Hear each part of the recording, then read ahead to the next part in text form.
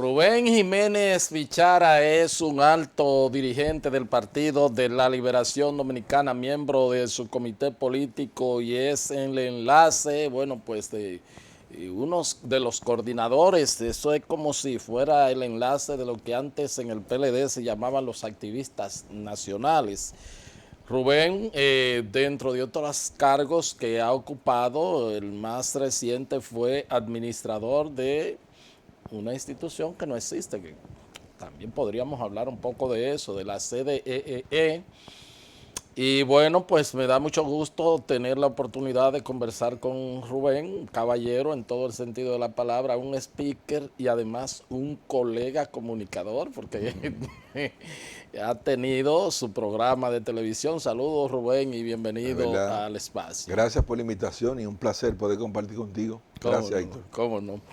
Rubén, ustedes un poco en qué están ahora. Bueno, han salido de un proceso que tuvo un buen cierre, nadie ha cuestionado eso, ya tienen un virtual candidato presidencial. En este lapso de tiempo, entre la oficialización de la candidatura, bueno, pues que casi falta un año.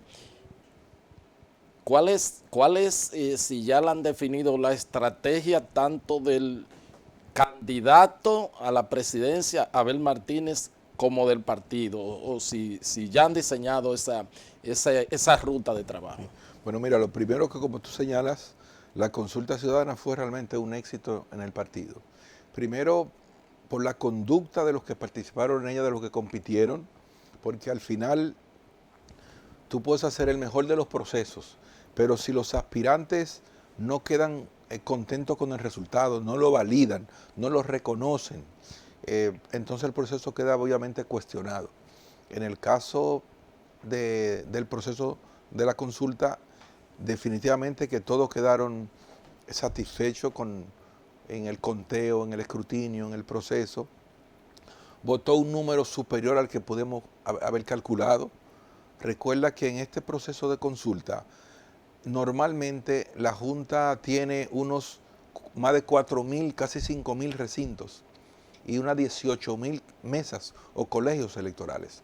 Para la consulta solamente se habilitaron 2.732 colegios o mesas y 1.600 recintos. Entonces tú tuviste que direccionar de cada 3 votantes, 2 estaban en el lugar que no era donde votaban. Solamente uno votaba en el lugar que le correspondía, en promedio, ¿no? O sea que tú tenías que entrar a una plataforma, ver dónde te habían asignado a votar, entonces ir a ese lugar que tal vez tú nunca habías ido a votar.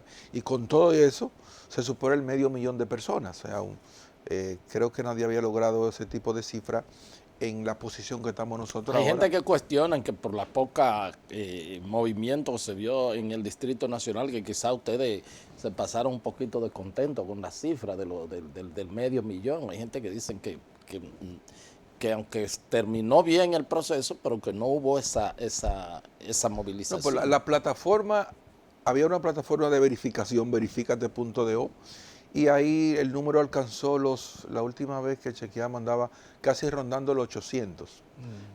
Ciudadanos que se verifican dónde voy a votar, Okay. y obviamente no todo el que se verifica va y vota, Ya. pero te da una idea de un parámetro, y ahí llegaron a estar más de 800 cortas, 800.000 personas, o sea que el 500 era un número posible, Okay. y fue justamente poco más de 500 los que participaron en la consulta, lo que te dice que fue una buena participación, el desempeño, la armonía de ellos. Pienso que fue un proceso exitoso y por eso felicito a los que compitieron, pero también a todo el equipo que trabajó, la compañera Alejandrina Germán, que fue la coordinadora de la comisión, representantes de los aspirantes también estaban en esa comisión y 3 miembros del comité político designado en esa comisión, que era el compañero Andrés Navarro y quien les habla.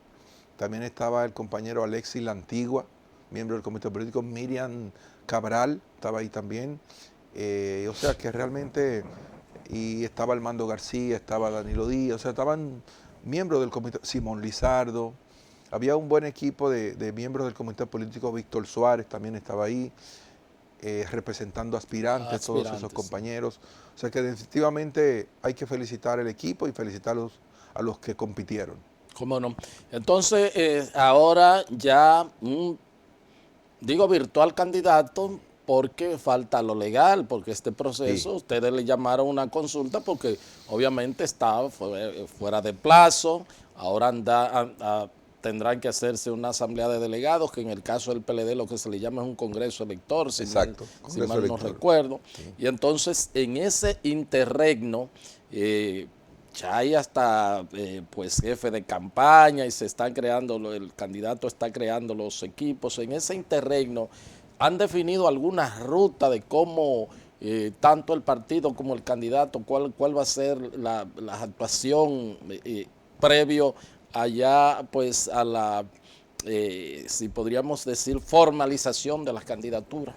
Mire, el partido inició hace ya prácticamente poco más de un año lo que fue una revisión de su padrón y también una remoción total, renovación de todas sus estructuras y verificar cada miembro que esté en el padrón del partido.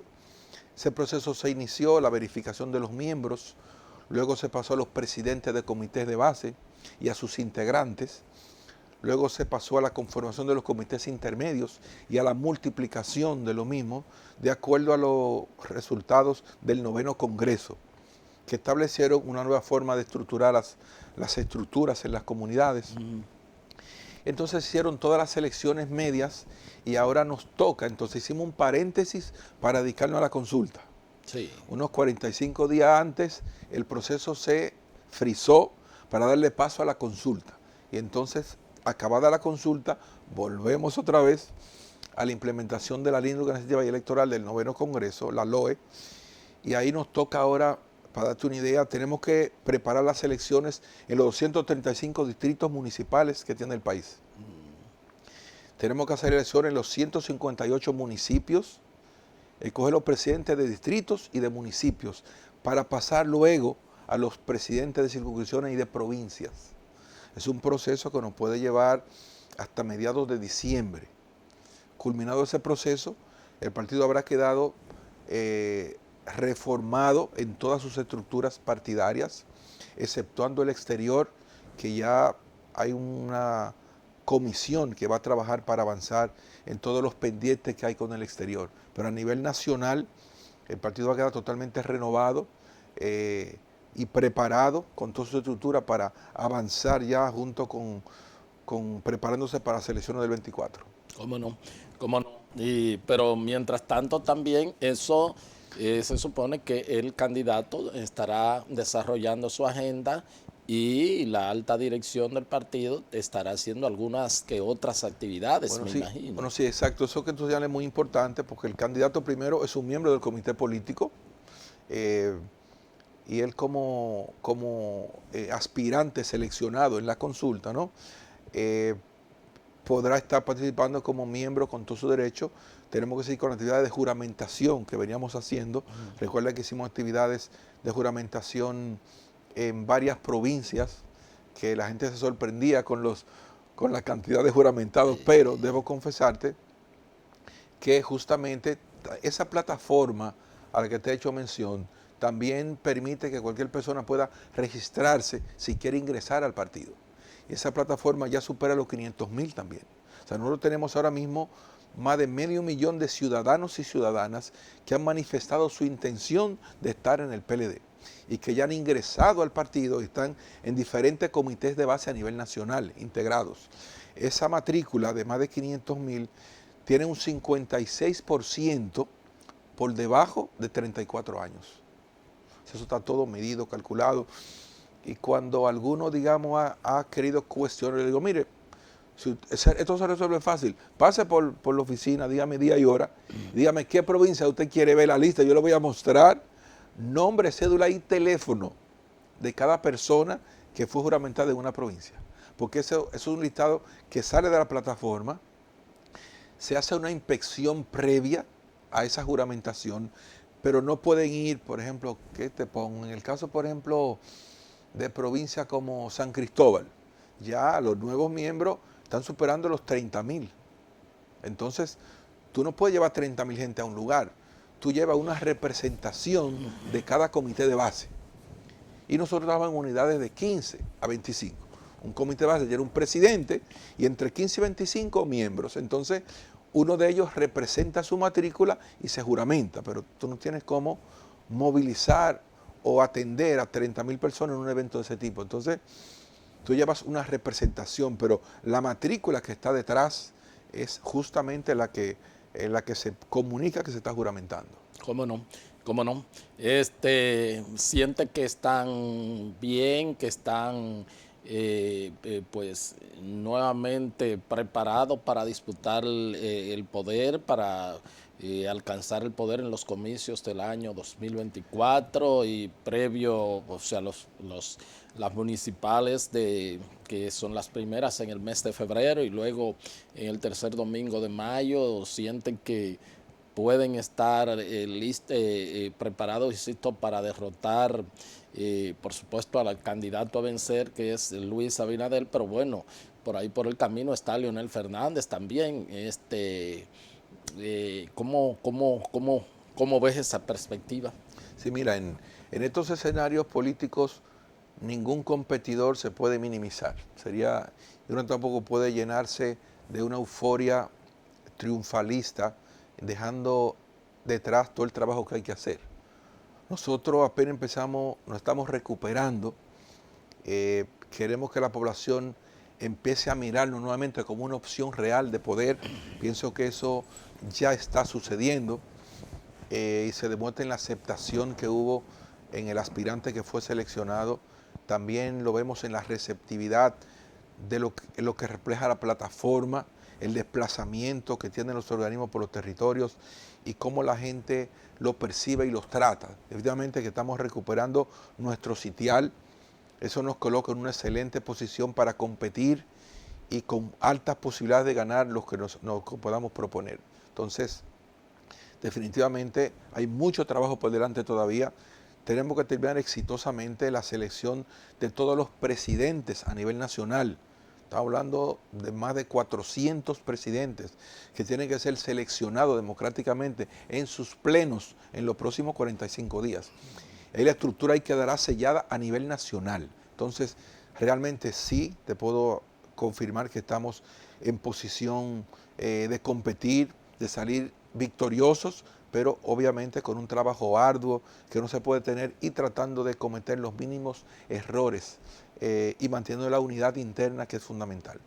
¿Tú crees que la gente va a mirar hacia atrás? Obviamente ha habido una serie de cuestionamientos a ustedes como organización política y de hecho se han armado algunos procesos que están en curso y eso obviamente pues hay un riesgo en la parte reputacional, o sea, una afectación en la parte reputacional.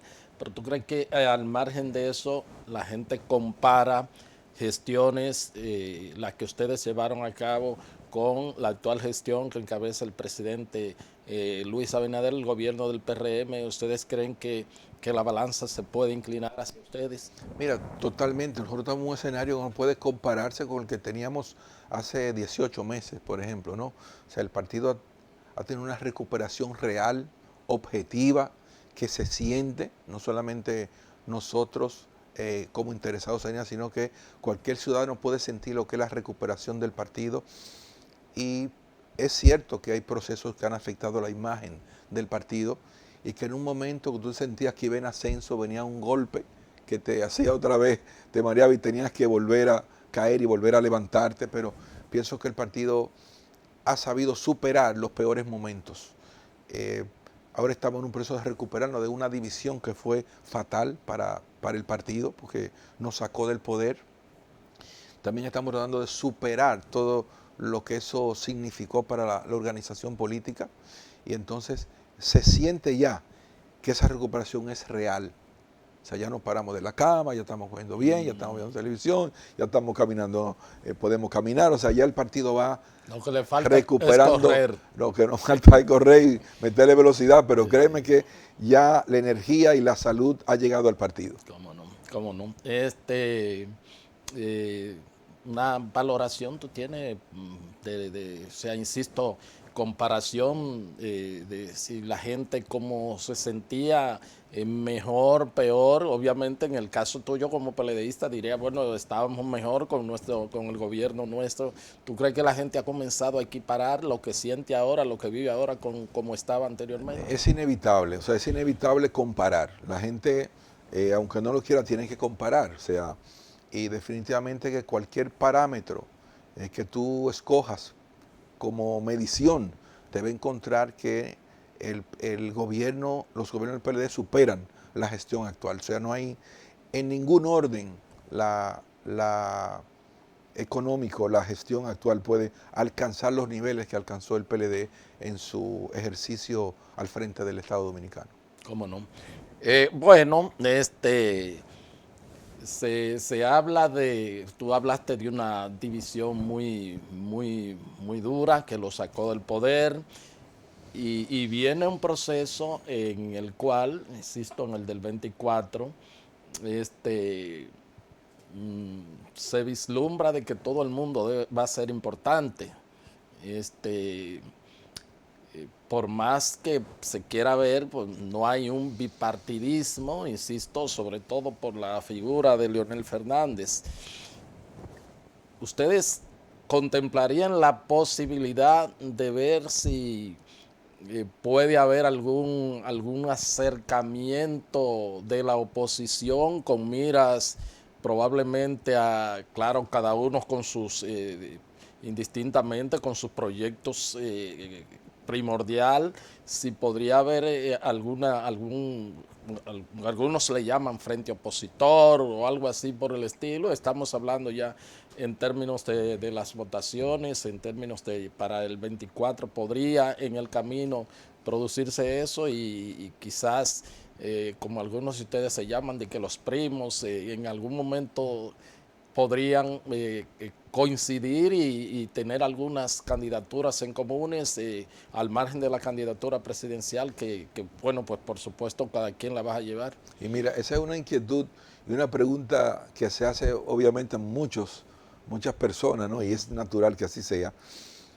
Pero recordando que el propio Leonel Fernández llegó al poder o llegamos como partido producto de una alianza. Así es. O sea, nosotros somos un partido que por cultura y por accionar político somos una demostración de lo que es una alianza. Y siempre hemos trabajado sobre alianzas. Llegamos con alianza y nos mantuvimos con alianza. Y salimos cuando dejamos de estar nosotros mismos unidos. Entonces, es una lección que creo que debe haberse aprendido ya. Y no descartamos, nunca descartaremos ninguna alianza que pueda ser conveniente porque es lo que el pueblo y la población espera que pueda redimir sus necesidades. Entonces, todo lo que pueda ayudar a que esos objetivos se cumplan, el partido siempre estará de acuerdo con eso. Y la alianza es una parte de la cultura peledeísta. O sea que en ningún momento estaremos cerrados a una alianza que pueda ser beneficiosa y garantice los objetivos que estamos buscando como partido para el país. ¿Cómo no? Bien, pues solicito la anuencia de Rubén Jiménez Bichara. Él es alto dirigente del Partido de la Liberación Dominicana, miembro de su comité político. Él tiene la titularidad de enlazar todo lo que son los coordinadores a nivel nacional. Vamos a un corte y cuando regresemos vamos a hablar específicamente del sector eléctrico, porque él sabe mucho de eso, porque ha estado en el vientre de la ballena. Y bueno, vamos a ver sobre todo la situación actual y las expectativas para el año 2023, que por ahí se están presagiando algunas cosas no tan halagüeñas. Pausamos y venimos con ese contenido.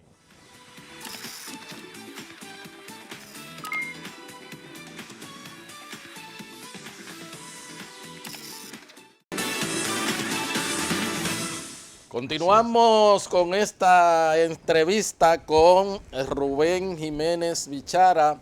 Él es miembro del Comité Político del Partido de la Liberación Dominicana. Él es el coordinador de los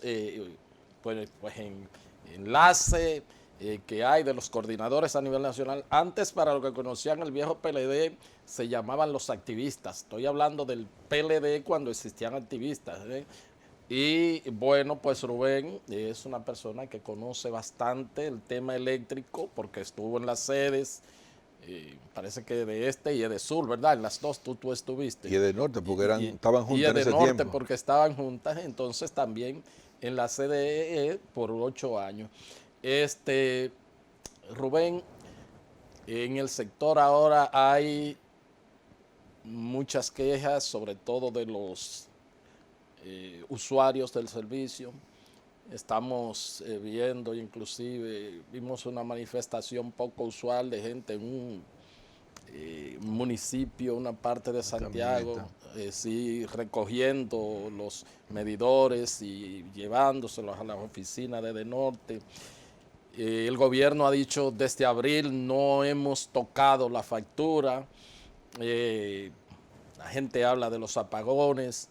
En términos de las pérdidas, que fue una de las cosas que cuando se inició este gobierno dijeron, bueno, que ustedes estaban despilfarrando a diestra y siniestra. ¿Cómo objetivamente, que siempre es bueno conversar contigo porque aunque eres un dirigente político, siempre los asuntos de Estado tienen un análisis muy objetivo, muy concreto? ¿Cómo tú ves el sector eléctrico en estos momentos? Sí, Héctor, primero agradezco mucho la introducción que tú haces, porque yo siempre he dicho que con el sector eléctrico la verdad ha sido la primera víctima y que ha sido un error politizar el sector eléctrico por lo que significa. En el mundo actual la energía es un indicador de bienestar social. O sea, cuando en un país grandes segmentos de la población no tienen energía, eso definitivamente que es va en contra del bienestar de la población, de esa persona, porque la energía está presente en todo ahora. O sea, nada se mueve sin energía. Hasta los vehículos dentro de poco, en su gran mayoría, van a depender de la energía. Entonces, los celulares, todo lo que tú buscas está asociado a la energía en la vida actual. Entonces, es necesario que los gobiernos tengan como prioridad asegurar el suministro a todos los ciudadanos y ciudadanas. Por eso debe ser un tema que cuando se trate no sea a través de la política. ¿Qué es lo que yo he dicho? Cada administración tiene sus retos. Cada una tiene sus propios retos. ¿Cuál fue el reto nuestro? Una demanda que superaba la oferta de energía. Tú tenías cortes de energía, pero no tenías cómo cubrirlo porque no tenías generación suficiente para dar. Y si tú no tienes generación suficiente, no tienes cómo satisfacer la demanda de generación de la gente. Tú tenías que cortar el servicio, darle a una zona 14 horas de energía y 8 de apagones diarios, a otra le daba 6, a otra le daba 4, y otro grupito tú le dabas 24 horas. Tú castigabas a la población con más o menos horas de interrupciones de servicio. Entonces eso destruye la calidad de vida de la gente y le quita oportunidades, los excluye del propio desarrollo. Entonces teníamos ese reto. Cuando terminamos nuestro plan, ya teníamos 24 horas de energía en el país, vino la pandemia y nadie escuchó, cuando había más demanda todavía, porque en la pandemia tú tenías en su casa trancado a toda la gente, los niños estudiando desde la casa, la gente sin salir, usando aire de la mañana, en el día, en la noche, televisión, abanico, porque la gente estaba en sus casas. Y trabajando desde la casa. Y trabajando desde la casa. Y no hubo tema de corte de generación, porque ya había entrado Catalina completa también al sistema. Entonces estábamos cubiertos de energía suficiente, eficiente y a buen precio. La desacreditada Catalina. La difamada, ¿verdad? Porque dispendiada. Dispendiada. Pero fíjate cómo nuestro reto fue oferta contra demanda. Y tuvimos que trabajar para eso. ¿Cuál es el reto de ahora? La crisis de los combustibles. No podemos negar que es una realidad mundial. Entonces, ¿qué le toca a ellos? ¿Cómo van a enfrentar la crisis de combustible de cara a lo que es el servicio eléctrico? Entonces, tú tienes primero una aspiración en lo que ha sido el sector, que es la aplicación de una tarifa técnica. ¿Qué es una tarifa técnica? Que la factura refleje los costos que te cuesta el servicio. Pero hay en administración lo que se llama criterio de oportunidad. O sea, a nivel mundial, ¿qué es el criterio de oportunidad? Es tú tienes la razón, lo que tú dices es verdad, pero no es el momento para hacerlo. Es un tema de criterio de oportunidad. Yo pienso que si algo tienen que hacer ahora las autoridades en el sector es tratar de ver cómo van a manejar el tema de la crisis de combustibles. Son conexiones a nivel internacional los que nos van a dar la mano. Es la posibilidad de que tengamos un suministro de gas de Estados Unidos que el precio es 60% menos que el que tiene Europa. Es un acuerdo que hay por ahí con Colombia para el suministro de carbón. Es algún acuerdo con un país amigo que nos pueda conseguir un petróleo a un precio para generación. O sea, tiene que haber algo, tiene que haber algún plan que trate de mitigar esa crisis en beneficio de abaratar los costos de generación. Entonces, ese es el reto de lo actual. Claro. Ellos tienen que buscar cuál va a ser la forma que les va a permitir enfrentar la crisis de combustibles.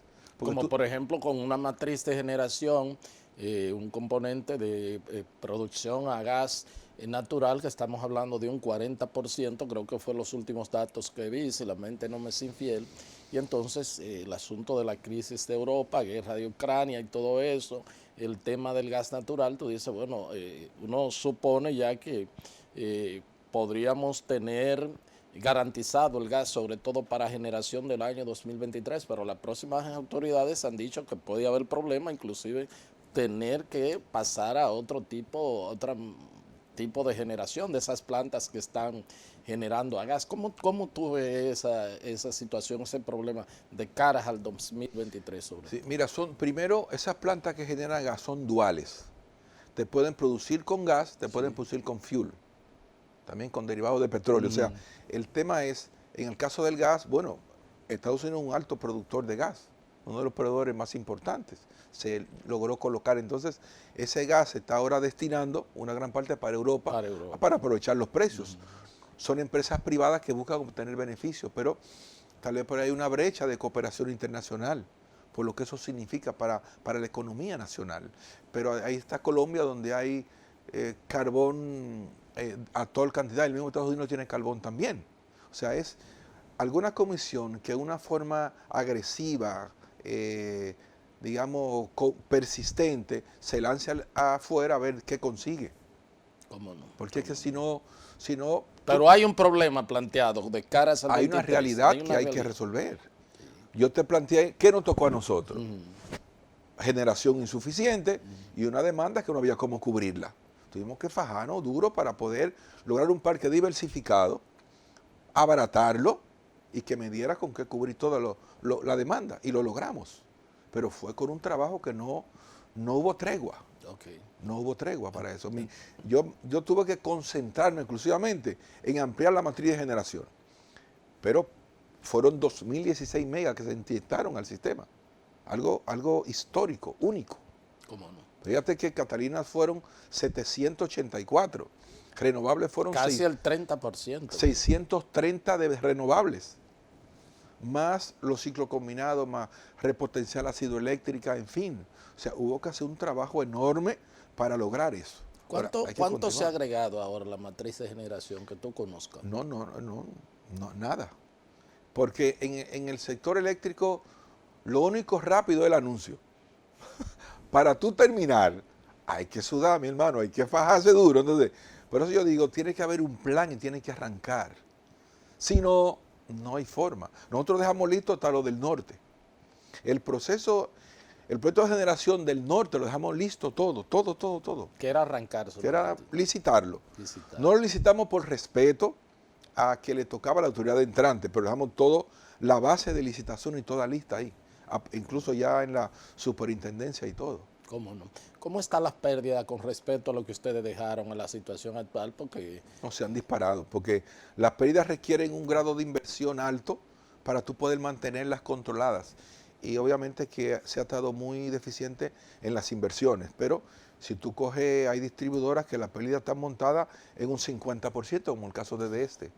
Eso es devastador.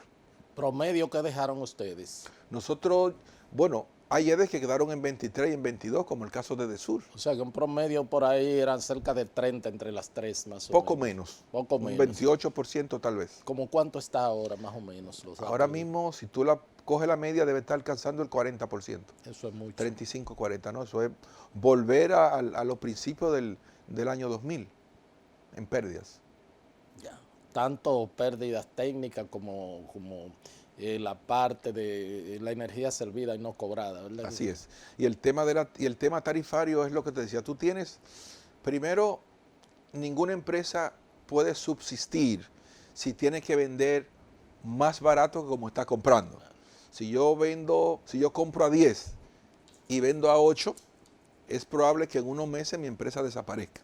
El tema es lo que te decía, la energía es un indicador de bienestar social y el Estado tiene que garantizar que la población tenga el servicio a disposición. Entonces, por eso es inminente, necesario un plan agresivo para ver qué se logra para mitigar la crisis de los combustibles, porque si tú coges una planta que funcione con fuel, el 70% del costo es el combustible. El 70% del costo es el combustible. Si coges una carbón, el 40-45%. Si coges una de gas, el 30-35% de su costo es el combustible. Bueno. Entonces es necesario que eso se haga como forma de mitigar ese impacto. Y el tema de, bueno, ahí escuché al amigo Celso Marrancini diciendo que es que a los dominicanos no les gusta pagar la energía eléctrica. No sé si tú lo viste. Bueno, hay un tema cultural ahí definitivamente que se viene arrastrando. Pero no nos metan a todos. Se viene arrastrando, pero no es igual la gente ha ido tomando cierto nivel de conciencia, pero recuerda que eso se inicia cuando Trujillo nacionaliza y compra la empresa y dice, bueno, para tener los barrios tranquilos, ¿no? Fíjate de dónde viene ese problema de allá, pero definitivamente que hay una cultura de cumplimiento con el pago que también tienen que ser mejorada, pero ya hay muchos procedimientos que permiten controlar eso. Y eso solamente se logra con inversión. Tú le quitas vulnerabilidad a las redes, evitar que alguien se conecte, que impida ser medido y que si no cumple tú le puedas limitar el servicio, pues ya ahí eso va obviamente ayudando, pero tiene que haber la inversión. Si la gente pudiese evitar pagar el teléfono y que el servicio no se le afecte, créeme que haría lo mismo. Entonces todo esto está en un sistema tecnológico que evite, que trate de quitarle vulnerabilidad al sistema para que la gente esté obligada. Es una debilidad del ser humano. Hay un tema, y estamos hablando de las inversiones, pero de cosas que uno supone que deben ser rutinarias. Alguien me dijo, yo no sé si es verdad, que hay un déficit de medidores de alrededor de 900,000. El presidente habló en el discurso de cumpleaños en Santiago, que creo que se iban a comprar 300,000, pero he recibido denuncias de gente que tienen 2 y 3 meses pidiendo que le instalen un medidor y bueno, pues parece que hay déficit en eso. ¿Qué tú crees que ha pasado con sí, eso? hay una queja fuerte con eso, que se escucha cada vez con más insistencia, y también a eso se le adiciona, tú tienes como único recurso establecer una tarifa fija. Entonces, cuando tú pones una tarifa fija, obviamente que el cliente no se cuida del despilfarro de la energía, sí, porque va a pagar siempre lo mismo. Si consume poco, paga lo mismo. Si consume mucho también. Entonces él puede, si tiene un área, te lo puede prender en la mañana, la tarde, la noche, porque él va a pagar una tarifa fija. Si tiene un medidor, por lo menos nada más lo prende cuando se va a acostar. Entonces todo eso incrementa también la demanda de energía y obviamente que también incrementa los déficits, pero debería buscarse una solución al tema de los medidores, porque además tú no tienes una medición justa. Puedes cobrar más, pero puedes cobrar también menos. ¿Cómo no? Entonces no estás en lo cierto. Conversé con la gente de ASUME, Asociación de Suplidores de Materiales Eléctricos, se lo he conversado como 2 o 3 veces, y se quejan que ellos creen que a veces se puede estar reciclando, sobre todo en las sedes, porque como que se ha caído el nivel de demanda de de todo lo que son los materiales para mantener las redes y para mantener todo eso. Entonces, a veces se ven quizás como gastos, pero son inversiones. Claro, ¿no? Por eso es que las pérdidas se disparan. So, tú tienes que estar encima del mantenimiento de las redes, si no las pérdidas técnicas se te van al cielo. O sea, es un tema dinámico de inversión constante, Si no, no logras los umbrales de eficiencia que se necesitan. ¿Cómo no? Y en cuanto entonces al subsidio, parece que se ha vuelto a disparar este año. ¿Qué lo dejaron ustedes cuando tú saliste? Unos 300, tal vez, estábamos algunos 300, 350 la última vez. Pero en el caso de ahora, de seguro que está superando los 1.000 millones. Yo he escuchado 1.600 millones de Sí, dólares. está superando. Cuando nosotros entramos al sector en el año 2012, a CDE, perdón, estaba rondando más de los 1.500 millones el déficit. Obviamente a ustedes hay que decir que lo favoreció un Claro poco que sí. el tema del petróleo, que en algún momento Claro que sí. llegó, de hecho a inicio de la pandemia llegó a -0 el precio Claro del que petróleo. sí. Yo recuerdo cuando entré de Sur en el 2004. Es el único año en la historia de la empresa que ha cerrado con beneficios. Oye, eso. Y por una razón, la razón clave, hubo otro detalle para poder completar el resultado, ¿no? Pero la razón sin la que nada hubiese sido posible fue la apreciación del peso. Ya. ¿Por qué? Porque tú tuviste un dólar que bajó de 50 y pico a 31, 32. Sí. Tú tenías, con los pesos que recibías, que es lo que tú podías comprar doble cantidad de dólares. Sí. Todas las cuentas se pusieron al día, la tasa permitió unos beneficios enormes y la empresa cerró con beneficios. Imagínate que ahora hubiese una tasa disparada, ¿qué pasaría con la sede? Claro, claro. O sea, el impacto, porque todo lo que tú pagues es en dólares. Así es, así Entonces es. hay situaciones que han ayudado, pero definitivamente las pérdidas se han disparado y el servicio se ha deteriorado terriblemente para la población. ¿Cómo no? Entonces, el tema de los combustibles, pero ¿tú crees que hay un tema de gerencia también? No, va ligado, porque justamente esa es la gerencia. Gerencia no es que tú tengas la suerte de que algo pase y te ayude. Gerencia es, tengo este problema y veo cómo lo voy a enfrentar y lo resuelvo. Y por eso cada administración tiene sus retos. Y el reto de ellos es este. Según lo traten y puedan liberarse de él exitosamente, entonces podrán ser reconocidos. Mientras tanto, no hay cómo hacerlo. ¿Cómo no? Y finalmente la CDE pues murió en tus manos, ¿verdad que sí? Es un mandato de la ley, ¿cómo se hizo? ¿Qué ha sustituido a la CDE? ¿Qué es lo que tú conoces sobre eso? Mira, nosotros dejamos un estudio hecho por una firma internacional donde dejaba claro el papel de cada agente en el sector y las fronteras comunes que habían entre una institución y otra. En el caso de la CDE, su evolución, su proceso de llegar a ser otra institución diferente, ya sea en nombre y responsabilidades, transformarse también fue un objetivo que dejamos plasmado. ¿Por qué? Porque tiene que haber una institución pública que pueda gerenciar el portafolio de inversiones del gobierno en el sector eléctrico. Tú no puedes tener un ministerio haciendo las veces de CDE, ni lo que la CDE hacía, porque hay administración de contratos, hay una propiedad que es una generadora, están las hidroeléctricas. Entonces, tú no puedes ser juez y parte. Un ministerio es un hacedor de políticas públicas. Claro. Para todo. No una institución que va a negociar, a competir con otro del sector privado, sociedad civil. No puede. Tiene que haber, se le puede llamar CDE, se le puede llamar comisión, se le puede llamar directiva, cualquier cosa, pero tiene que existir una unidad que se encargue de administrar, de gerenciar esos bienes en nombre del Estado. Y eso es lo que hace la CDE. Ahora se puede cambiar el nombre, pero tiene que haber algo que lo haga. No hay ahora nada. Tendrán que definirlo, qué unidad va a tener la responsabilidad de gerenciar eso. Igual que también se está plasmando lo que sería una empresa para administrar a Catalina.